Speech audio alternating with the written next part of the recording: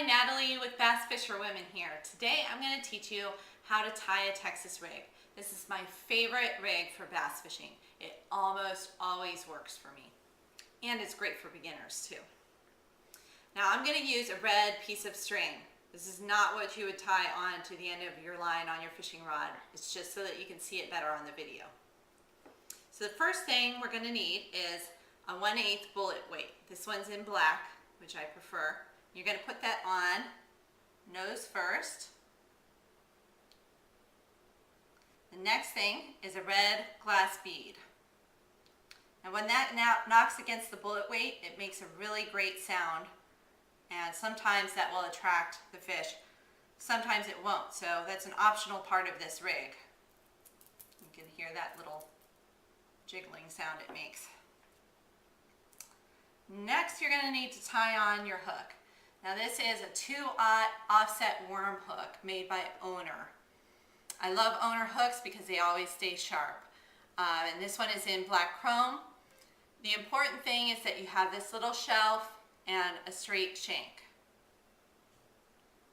Now I'm going to tie this on with a uni knot, and we have a separate video about tying a uni knot, so you can look that up if you need to know. Now that one will slip right down to the eye of the hook, and you're just going to need to cut off the tag on that, which is the short end after you've tied your knot.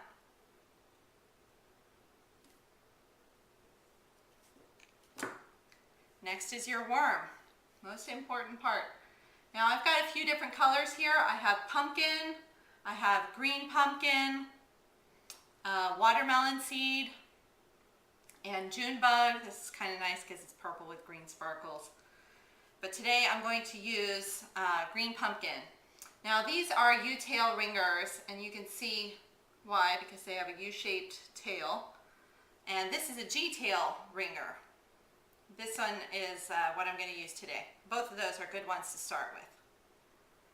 Now I'm just going to poke the tip of the hook right into the head of the worm, right in the center, and line up the seam, the line you see going down the side where it's molded together, and go about 3/8 of an inch to 1/2 inch down, and then poke it through the side right through that seam. Now I'm just going to push that up the hook until I get to that little shelf, and push it up over the shelf, and cover up, the head of your worm should cover up the eye of the hook and the knot. So all you see is the string coming straight out. Now that's going to make that worm lay pretty much parallel with the shaft of the hook. And you can see here, what I'm going to do is just bend this into an L shape or a right angle. Okay, and then right where you see the tip of the hook, push it right through the body of the worm, straight through. Try not to make it at an angle.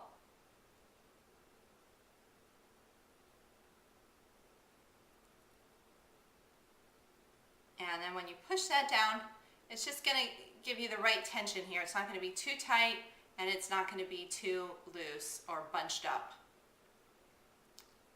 And then the last part, which is very important, is to tuck the tip of the hook into the side of your worm, just a little bit. That's going to keep you from hooking onto weeds and other things other than fish. But when a fish bites on this, boom, that's going to come off, and the hook's going to go right into their lip.